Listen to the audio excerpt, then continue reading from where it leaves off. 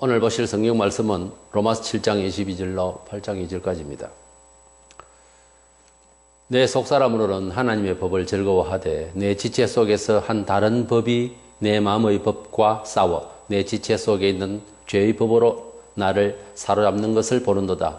오호라, 나는 곤고한 사람이로다. 이 사망의 몸에서 누가 나를 건져내랴.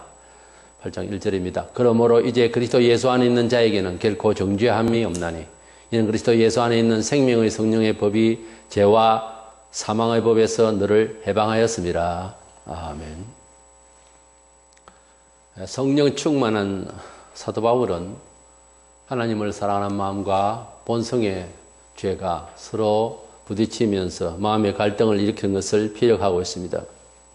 이러한 성도로서, 하나님 백성으로서 죄에 대한 고민, 이 갈등을 가진 이 사도 바울 심정이 곧 우리들의 정서가 되어야 할 줄 믿습니다. 그래서 거룩한 갈등이라는 주제로 우리의 새로운 자아를 돌이켜보고자 합니다. 첫째 생각하는 것은 하나님의 법을 즐거워하는 우리의 영혼 상태가 되어야 한다는 겁니다. 그래야 죄와 싸워서 우리가 해를 당하지 않는 사람으로 살아갈 수가 있는 것입니다. 사람은 어차피 자기가 관심을 가진 곳에 집중하게 되고 그것을 얼마나 사랑하고 아끼느냐에 따라서 그것을 보호하려고 하는 생각이 강해집니다. 진실로 하나님을 만난 사람은 하나님께서 원하시는 바가 뭔지, 하나님 뜻이 뭔지, 그래서 하나님의 말씀을, 하나님의 법을 마음에 새기며 사랑하게 됩니다. 본문 22절에 내 속 사람으로는 하나님의 법을 즐거워하되 그랬습니다.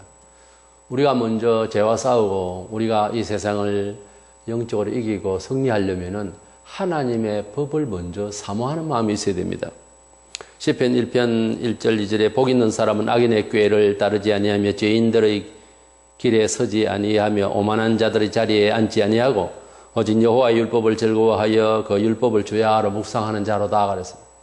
그래서 복 있는 사람, 행복한 사람, 세상에서 복된 사람 누구냐면 하나님의 율법을 주야하러 묵상하는 자로다. 하나님 말씀을 늘 기억하며 사는 자로다 라고 했습니다.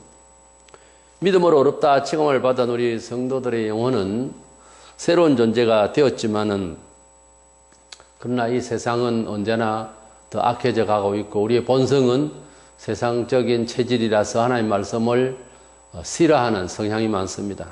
그렇기 때문에 우리는 하나님 앞에서 새로 거듭난 영혼이 사모하고 있는 하나님 말씀, 즉 성경을 열심히 읽고 듣고 지키려고 하는 간절한 마음이 있어야 할 것입니다. 진정으로 하나님 앞에서 이 세상에서 거듭나서 구원을 받았다면은 적시로 예수 믿는, 적시로 같이 생기는 것이 성경을 사모하는 일입니다. 평소에 또 신앙생활을 하는 중에도 은혜 받았다면 반드시 성경을 전에 없이 많이 읽고 사모하고 알려고 하는 마음이 생깁니다. 그래서 진정으로 하나님을 사랑하는 자라면 하나님의 말씀을 사랑해야 되는 것입니다. 교회만 많이 왔다 갔다 한다고 해서 되는 것이 아니고 성경을 알아야 됩니다. 그러니까 예수 잘 믿는다는 소문은 있는데 물어보면 성경을 잘 모른다는 것은 좀 이상한 신자입니다. 우리는 하나님을 사랑하는 것하고 하나님의 말씀을 많이 애독하고 깨닫는 것하고 같이 가야 되겠습니다. 성도가 죄를 짓지 않으려고 애를 쓰고 또 죄를 지으면은 심령에 괴로움을 당하고 하는 이런 정서는 하나님으로부터 새로 거듭난 속 사람이 있다고 하는 그런 존재가 있다라고 하는 것의 그 증거이기도 합니다.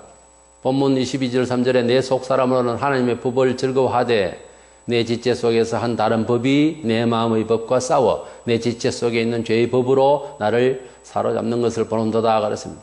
속 사람, 이것은 하나님께서 거듭나게 하신 새로운 존재입니다. 새로운 존재의 속 자아가 하나님의 법을 즐거워하는데 그러나 내 지체에 있는 이 법이 즉 본성의 죄가 하나님을 사랑하고 하나님 뜻대로 살려고 하는 나 자아를 누르고 괴롭힌다는 거예요. 여기 한 다른 법이 내 마음의 법과 싸워라고 하는 이 분명한 두 자아에 대해서 이렇게 확실하게 자기를 고백한 바울처럼 우리 성도들은 항상 하나님을 사랑하는 내 마음을 또 내 본성의 내 마음을 이 두 마음을 고백할 수 있어야 되고 의식을 해야 싸우는 데 있어서 하나님 법대로 이길 수 있도록 노력할 수 있는 것입니다.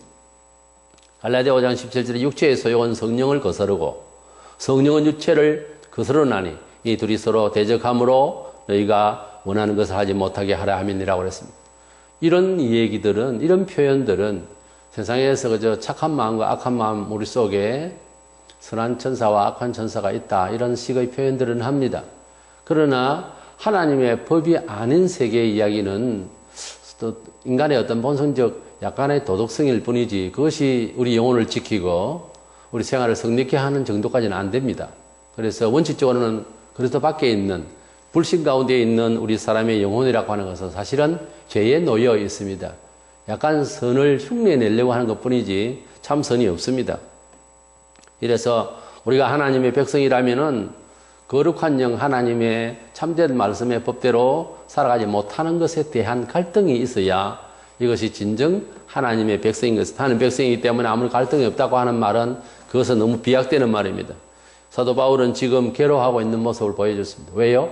하나님을 사랑하는 법의 속에 더 충만하기 때문에 하나님 말씀을 사모하는, 하나님 뜻대로 삶을 사모하는 속자, 새로운 자가 있기 때문에 이런 고민을 했더라는 것입니다.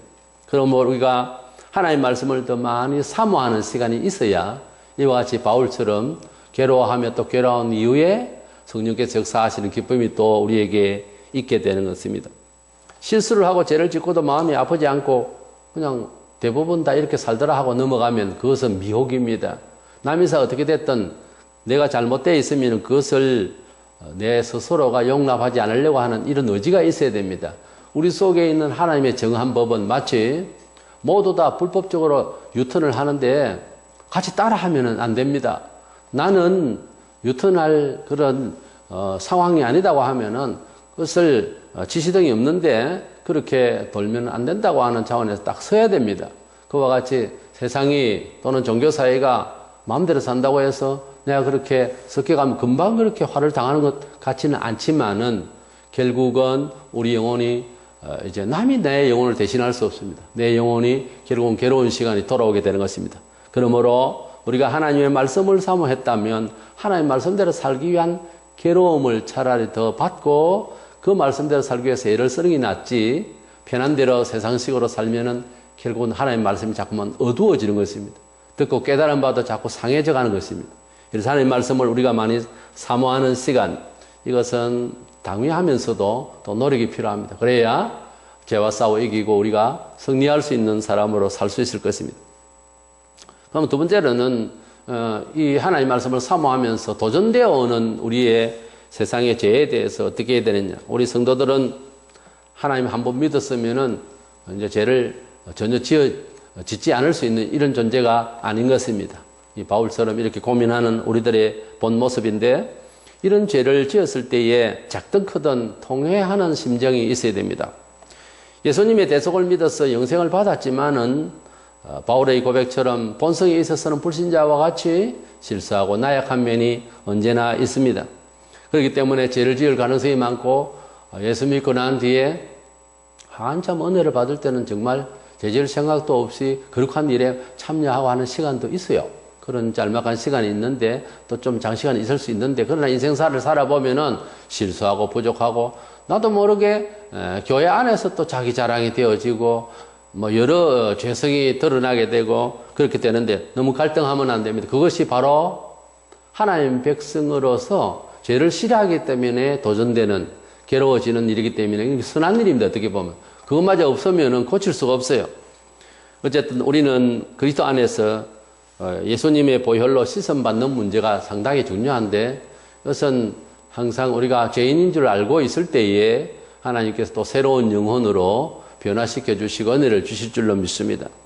요한일서 1장 8절에 만일 우리가 죄 없다 하면 스스로 속이고 또 진리가 우리 속에 있지 아니할 것이요 그랬습니다. 우리 성도들은 예수 안에서 근본적인 원죄, 사망죄는 용서받았지만은 이 세상 살아가면서 하나님의 축복과 하나님의 권징이 항상 따르는데 우리가 잘못하고 있는 부분이 많이 있을 것입니다. 이것을 죄 없다, 나는 그런 일이 없다 이렇게 해버리면은 우리 영혼이 어두워지고 또한 진리도 우리 속에서 머물지 않는다고 그랬습니다. 우리가 회개하고 늘 항상 겸손할 때에 진리의 말씀은 우리 혀를 통해서 자기를 고백하게 하고 힘나게 합니다. 근데 난 죄가 없다. 나는 상대적으로 저 사람보다 좀 괜찮다. 이런 식으로 가면은 하나님의 말씀을 들어도 내 신비에 새겨지질 않습니다. 그래서 하나님의 말씀은 죄가 있다라고 하는 사람의 천국이 임재하지, 난 죄가 별로 없다라고 하는 사람에게는 감흥이 되지 않습니다, 원래. 이래서 주여 나는 죄인이로소이다 하는 자에게 하나님이 함께 하시는 줄로 알고 또 진리가 우리 속에 임재하는 줄 아시기를 원합니다. 어떤 사람은 그런 말을 또 해요. 우리 인간은 연약하기 때문에 죄를 지을 수 있지 않느냐. 그렇죠. 연약하기 때문에 죄를 지을 수 있죠. 그렇다고 해서 그 죄를 지은 것을 하나님 인간이 연약하기 때문에 봐준다는 것은 그렇게 미리 생각하는 것은 안 됩니다. 우리가 연약하기 때문에 죄를 짓는다고 하는 사실은 죄를 지을 수 있는 연약한 인간이라는 자체를 말할 뿐이지 죄를 짓는 것에 대해서는 하나님께서 형벌을 가하십니다.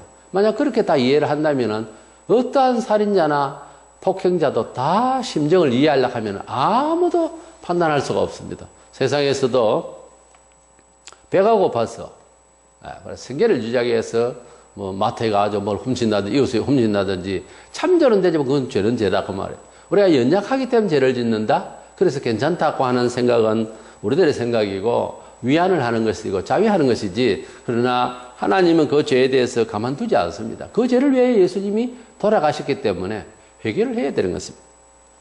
민수기 14장 18절에 여호와는 노하기를 더디하시고 인자가 많아 죄악과 허물을 사하시나 행벌받을 자는 결단코 사하지 아니하시고 아버지의 죄악을 자식에게 갚아 3, 4대까지 이르게 하리라 하셨나이다. 그래서 하나님께서는 자비하셔서 우리를 늘 용서하십니다. 그러나 반드시 행벌받을 자는 결단코 사하지 않는다고 하는 말씀을 기억해 둬야 합니다. 하나님의 자녀라는 명분으로 죄를 예사롭게 이해하는 것은 옳지 않습니다. 로마서 6장 1절 2절에 하나님께서 은혜로 우리를 용서하기 때문에 죄를 지어도 그게 아니에요. 그 죄를 회개하니까 용서해 준다 그 말이지. 그러나 죄를 짓는 것을 용서한다, 아무렇게나 봐준다, 그런 뜻은 없습니다. 오히려 성도들은 사회인들과 다르게 마음을 둔하게 하고 강하게 하고 그렇게 하는 것이 아니라 오히려 부드럽고 거잘프고 명확하게 해서 하나님 앞에 잘못된 것을 사소한 일에도 용서받을 줄 알고 회개할 줄 알아야 되는 것입니다. 본문 24절에 오라 나는 공고한 사람이로다 이 사망의 몸에서 누가 나를 건져내랴 하고 바울은 죄된 마음, 연약한 마음에 대해서 괴로워하고 있습니다. 이것이 지금 성령 충만한 사도 바울의 심정이라는 점에서 우리를 돌아봐야 됩니다. 최근에 와서 사람이 얼마나 못돼 먹었는지 긍정주의자들이 나타나서 죄에 대한 이 고민도 긍정 마인드로 바꾸라는 식입니다. 나는 그래서 연약한 마음을 먹지 말고 강해야 된다, 뭐 이런 식입니다. 자기를 강화하는 것이 스스로 심령으로 강화하는 그런 것은 하나님의 말씀이 아무런 이유 없이 나무라는 것 같고 하나님의 말씀은 무효하게 되어버립니다.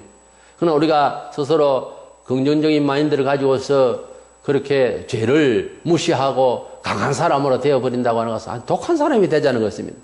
이것은 하나님 앞에 죄를 덮어리는 기만이고 자기 기분 전환을 만들면은 구속자도 필요 없고 뭐 이런 식으로 되어버립니다. 얼마나 이 마인드 컨트롤이라는 것이 잘못됐는지 모릅니다. 우리가 그리스도인이 되고 난 이후에는 그 어떠한 학문보다 바르게 처리하는 방법이 있어요. 그것은 바로 양심입니다. 하나님 앞에서 말씀대로 우리 영혼을 바르게 하기 위해서 노력하고 질 수 있는 하나님 말씀대로 채워서 그대로 살려고 하고 하면 세상에 그 어떠한 학문과 심지 철학과 그 어떠한 주관보다 훨씬 바르게 또 빠르게 나아갈 수가 있는 것입니다. 자기를 고치고 자기를 변화시키는 이런 심령 마인드 컨트롤은 하나님의 말씀을 도외세하고 무시하는 처사이기 때문에 형벌이 더할 것입니다.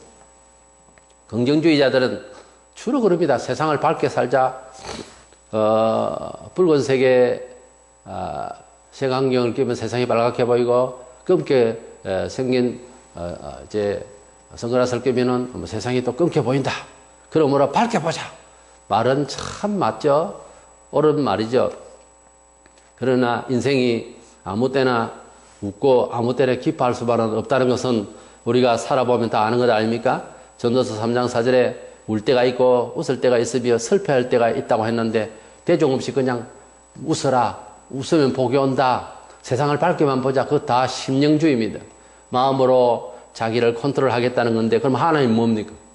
하나님은 우리에게 야고보 4장 9절에 슬퍼하며 애통하며 울지어다. 너의 웃음을 애통으로 너의 즐거움을 근심으로 바꿀지어다. 이런 말씀은 어떻게 해석할 거예요? 때문에 우리는 하나님 앞에서 우리 자신이 세속의 모든 거침이 되는 것들에 대해서 갈등하고 회개하고 잘못되어 있으면 진정으로 회개하는 것이 필요하지. 내 마음을 어떻게 내 마음대로 알아서 바꾼다. 여행을 하고 기분 전환을 위해서 놀고 그러면서 뭐 후련하다. 그건 하나님 없이 하는 생각들입니다. 불신자들 그렇게 살잖아요. 컨디션 조절을 그런 식으로 합니다. 이미 하나님께서 잘못된 것에 대해서 형벌을 주시는 법칙은 불신자에게도 통하고 있습니다. 죄를 지으면 숨어요. 불신자들도 불안해해요. 그것을 해소하기 위해서 술을 마시고 놀러 다니고 여행을 가고 빙빙 그냥 방황을 합니다. 그런데 해소가 되나요? 아 이제 괜찮겠다 마음 먹었으면 그건 마귀가 준 거예요. 하나님은 그런 잘못되어 있는 실수되어서 괴로워하는 그 심령으로 빨리 교회로 와서 하나님 앞에 회개하면은 바로 그 자리에서 용서 안 받고 치유를 받을 수가 있는데 이 세상 사람들은 자기 알아서 그냥 심령 컨트롤을 하는 거예요. 여러 가지 문화를 가지고서 대체하고 말이죠. 그래가지고 멀쩡하게 사는 듯 하지만은 죽음 앞에 가보면은 다 떨면서 그 모든 죄를 생각해서 두려워서 죽음을 맞이하지를 못합니다. 우리는 하나님 앞에서 미리미리 죽어야 할 우리의 세속적인 날을 미리미리 하나님 앞에 다 말씀 안에서 주의 보혈 안에서 소화시켰어. 새롭게 거듭난 우리 영혼을 살찌워 나갈 때에 죽음이 올 때에 오히려 주님을 맞이할 수 있는 기쁨으로 갈 수가 있을 줄 믿습니다. 너희 웃음을 애통으로 너희 즐거움을 근심으로 바꾸라. 이것은 비관주의입니까? 이것은 바로 긍정주의를 바로 치는 소리입니다.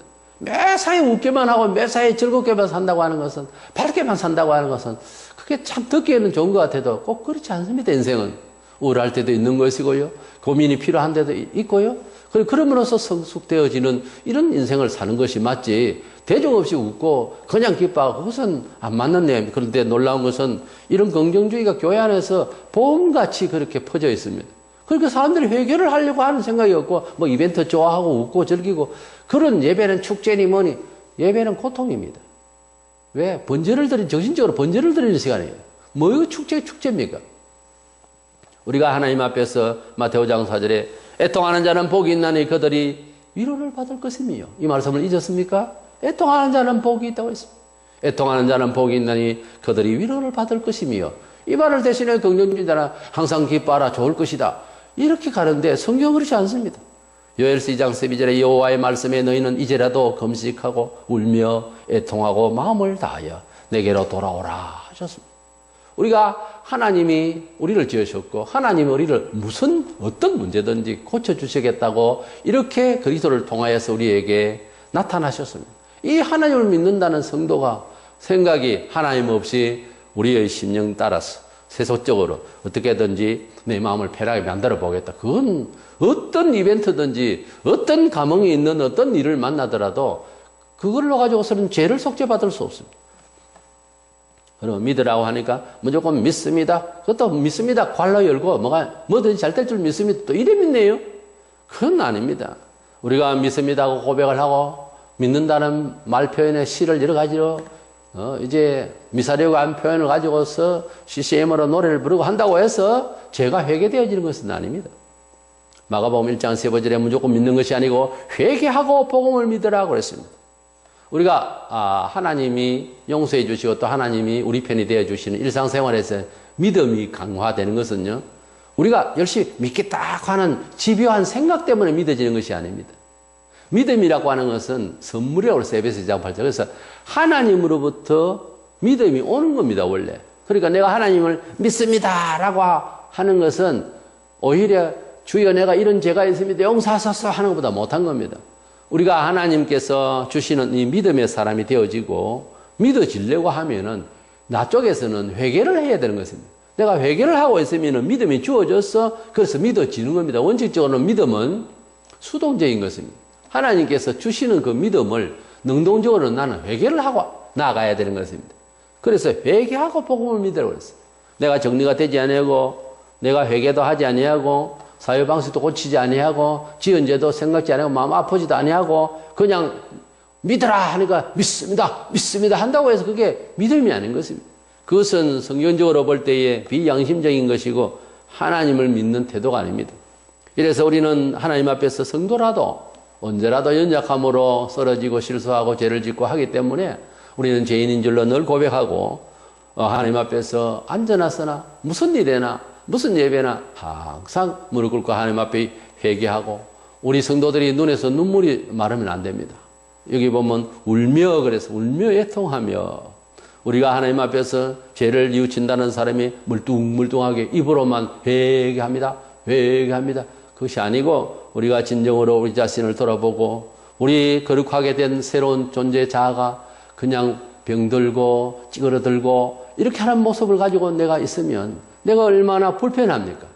우리가 그리스도 안에 들어오면은 분명히 우리는 기뻐했고 분명히 우리는 기뻐 뛰며 노래했는데 그 영혼의 상태가 안 돼 있는 자아를 회개하고 애통하고 눈물로 씻어내서 본 모습을 찾아내야 하는 것입니다. 세 번째로 생각하게 되는 것은 우리가 하나님을 믿을 때에 그 믿는다고 하는 것에는 항상 성령의 역사가 있어야 됩니다.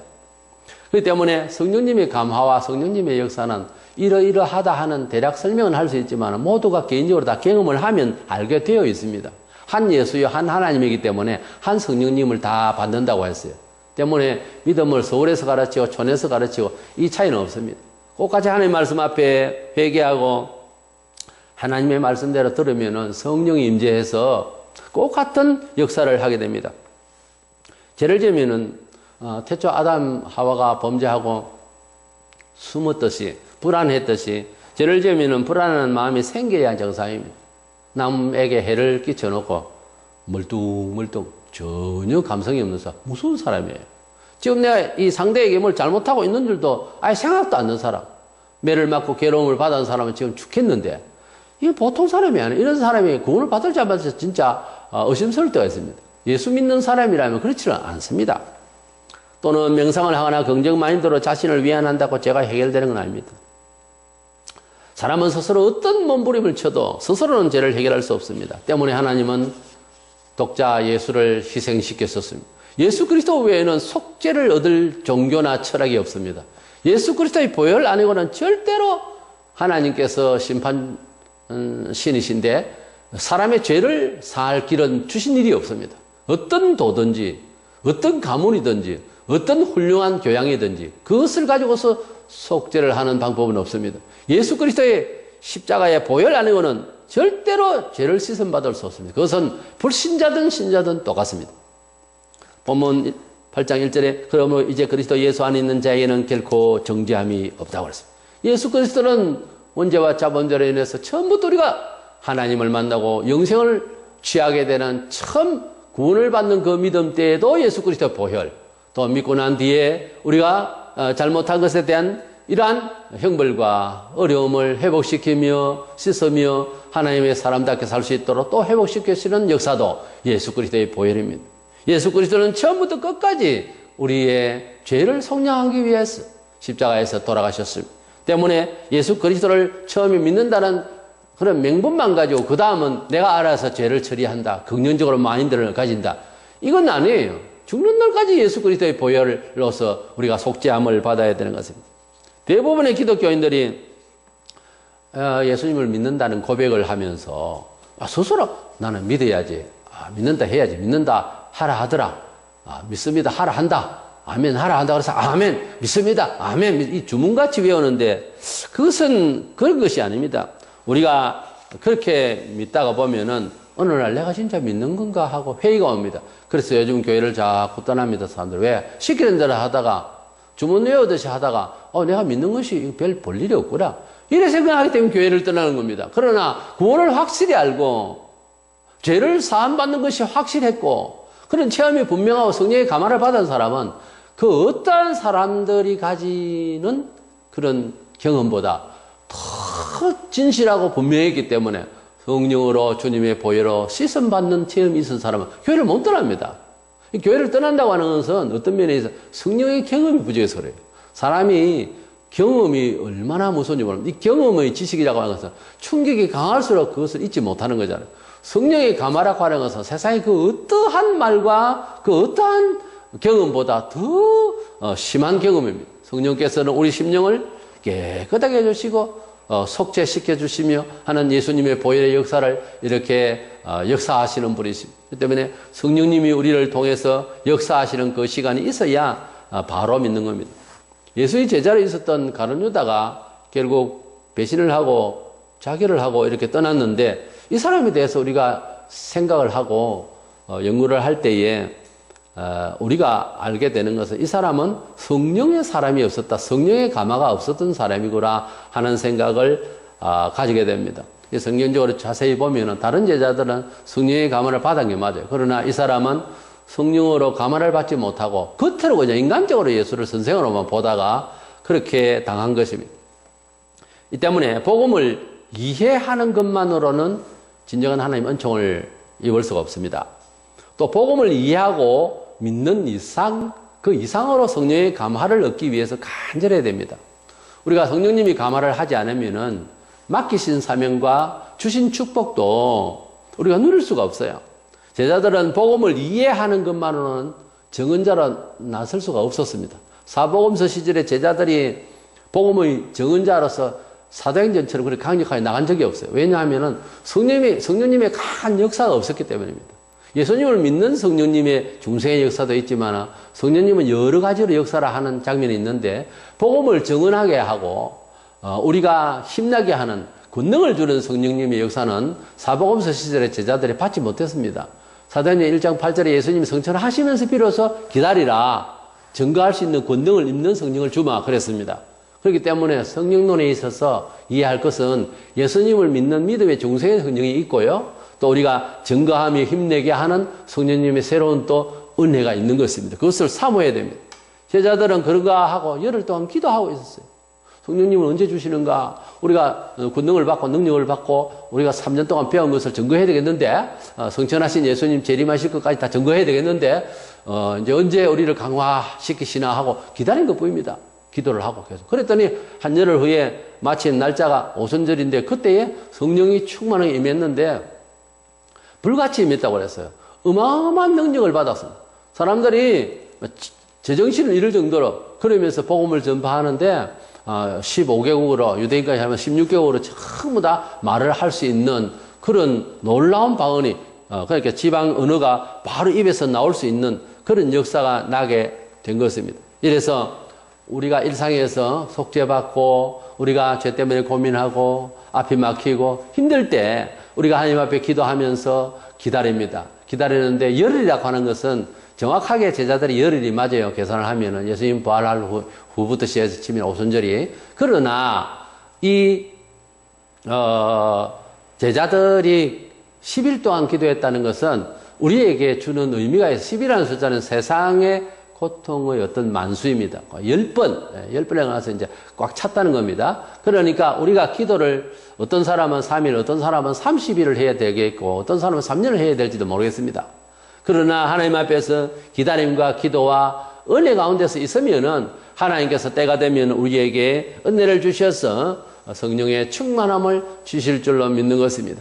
이래서 성령이 임재해서 내가 요구하는, 내가 바라는, 내가 희망하는 것들에 대한 역사가 일어나기까지는 성령이 임재해야 되는데, 이 문제에 해석이 잘 못 돼가지고서 조금 기도해놓고 난 뭐 기도 다 했다, 또 이튿날 또 기도했다, 그런데 응답이 없네, 이러고 있단 말이에요. 그게 아니고 응답과 역사는 성령이 반드시 이루어 주셔야 하는 것입니다. 우리가 믿고 회개하고 배우고 또 기도하고 한다 하지만은 성령님의 역사가 임재하기 전까지는 그런 바람일 뿐이고 간절함일 뿐인 거예요.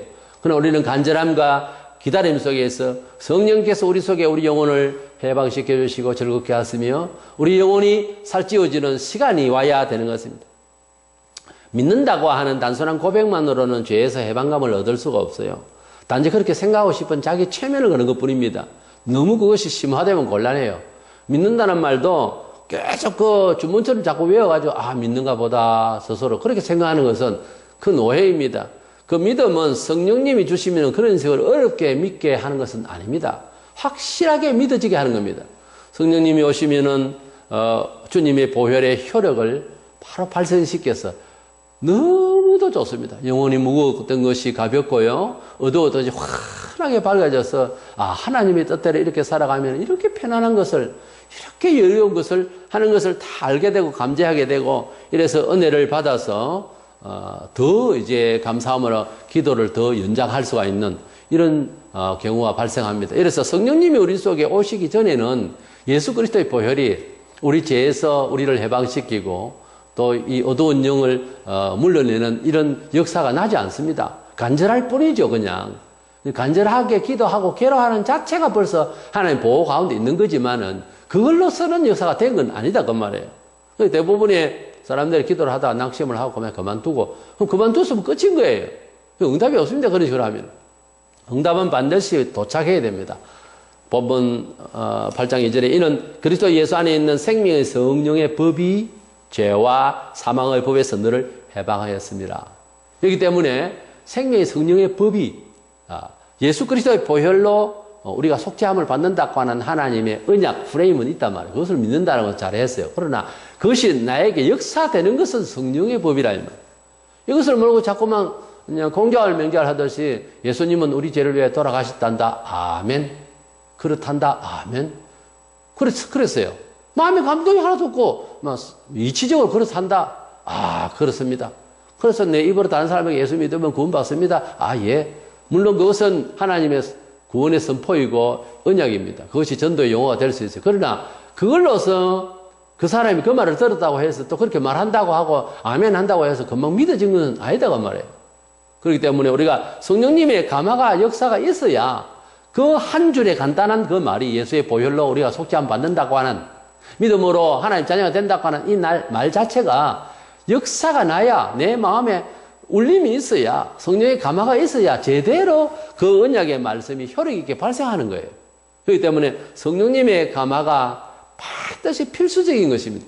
이 좋은 귀한 보고의 말씀, 이 귀한 성경의 진리의 말씀들이 우리 가슴에 전부 다 채워져 있다면 우리가 모세가 되고 우리가 엘리야가 되고 우리가 다 될 수 있지 않습니까? 근데 왜 안 되죠? 아는 건 많잖아요. 성령님의 역사가 일어나면은 단 한 줄의 말씀만이라도 성령님의 역사가 일어나면은 놀라운 역사가 일어나는 것입니다. 때문에 우리가 많이 알고 듣고 지켜야 되겠지만 그러나 그런 가운데서 성령께서 역사하시기를 간절하게 이 사도들처럼 그전에 지금 열흘이라고 하는 것은 꽤 긴 날입니다. 10일 동안 기도해 본 적이 있습니까? 그래 해보고 이야기를 해야 됩니다. 열흘이라고 하는 것은 어떤 식으로 기도했다, 제자들이 어떤 식으로 기도할 것이다, 그거 필요 없고 열흘 동안 아무 일도 하지 않고 전념했다고 해서 기도해. 그래 해보시고 그 다음에 의문을 제시를 해야 됩니다. 우리가 하나님 앞에 인생을 살아가는데 10일이라고 하는 것이 그렇게 긴 날이 아닙니다. 그렇지만 우리에게는 기도를 시작하려고 하면 우리의 생활 환경적인 입장에서 열흘을 아무 일도 안 하고 기도를 한다. 보통 일이 아니에요. 직장 생활하는 사람들은 10일간을 그냥 그런 날을 만들어내야 될 것이고 사업하는 사람 문을 닫아야 될 것이고 보통 일이 아니에요. 그러나 10일 동안 기도하는 것만큼 사흘이라도 며칠이라도 정말 보통 생활과는 다르게 그래 헌신적인 마음으로 기도를 한번 해보세요. 그러면 반드시 기다림의 약속에 그 은혜를 받게 되어 있습니다. 오늘날 도심 속에서의 생활들 전에도 마찬가지입니다만 온갖 세상 문화 속에 빠져있는 시간은 많고 하나님을 아침에도 기도하고 하나님 아침에 내가 기다렸더니 은혜를 아직 못 받았네요. 지금은 시간이 있습니다. 또 1시간 동안 기도하겠습니다. 하루에요. 이렇게 연결해서 서너 시간씩 기도할 수 있는 그래서 하나님 은혜 주십시오. 그리고 하루가 지나도 별 은혜 받은 것 안 걷고 그러면 이제 그 다음날 또 아침에 하나님 아버지 요 30분 정도라도 기도하겠습니다. 막 기도하고 또 바빠서 또 다른 일 하다 또 점심때 하나님 아버지 오늘 10분은 또 더 연결하겠습니다. 주여 아침에 기도했던 것도 연결합니다. 또 기도하고 아직 은혜 못 받았네요. 또 저녁에 또 시간 내가 또 기도하고 밤중에도 또 기도하고 그래서 계속 한 제목을 놓고 한 뜻을 놓고 간절함을 가져와서 열흘 동안 가보세요. 어떤 변화가 있는가.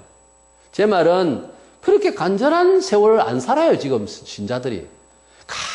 간절하게 또 기도하고 자다가도 주여 일어나도 주여 잠이 안 와도 주여 항상 그렇게 기도를 연결해 나가는 자는 하나님께서 보호하시고 은혜를 주십니다. 반드시 은혜의 시간을 주십니다. 말세가 되면은 여러 죄악들이 일어날 것인데 디모데후서 3장 1절로 5절에 보면은 말세의 주 특징 중에 가슴 아픈 게 무정한 자가 된다는 거예요. 정서상 둔해져 가지고서 무정한 자가 되는 거예요. 우리 성도는 이런 정서가 돼서는 안 됩니다. 어린이처럼 부드럽고 그 정서상 영혼이 맑아야 됩니다.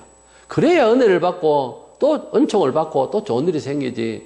이 영혼이 말이죠.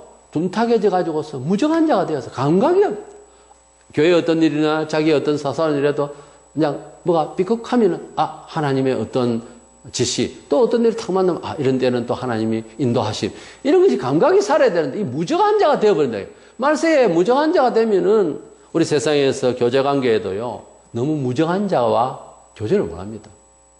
이 가슴이 말입니다. 돌같이 굳어가지고 무정한 자가 되면은 교제하는데 어려움이 있어요. 하나님도 마찬가지입니다. 감정이 살아있어야 돼요.